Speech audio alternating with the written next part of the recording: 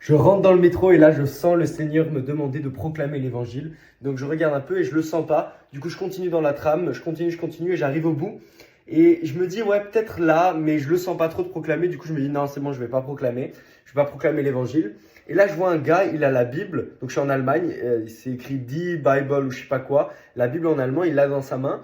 Du coup, je suis en mode, bon, allez, c'est bon, je vais le faire, je vais proclamer. Je sais pas, pour moi, c'était le déclic. Du coup, je commence à proclamer l'évangile. Le gars qui avait la Bible dans les mains, il commence à rigoler, commence à sourire. Donc, moi, je proclame l'évangile. Et à la fin, quand j'ai fini, le gars, il me dit genre merci beaucoup. Alors que j'ai proclamé en anglais, tu vois. Genre, j'ai rien dit en français, il me dit merci beaucoup. Donc, je me dis, c'est quoi? Genre, j'ai un méga fort accent français, peut-être, je sais pas. Bon, en tout cas, tout ça pour vous encourager. Proclamer l'évangile dans le métro. Imaginez si dans chaque tram où les gens vont, il y a l'évangile. La première fois, ils vont être saoulés. La deuxième fois, ils vont être saoulés. Troisième fois, ils vont se dire c'est bizarre. Au bout de la 10e fois, ils vont se dire c'est bon, Jésus vient dans ma vie.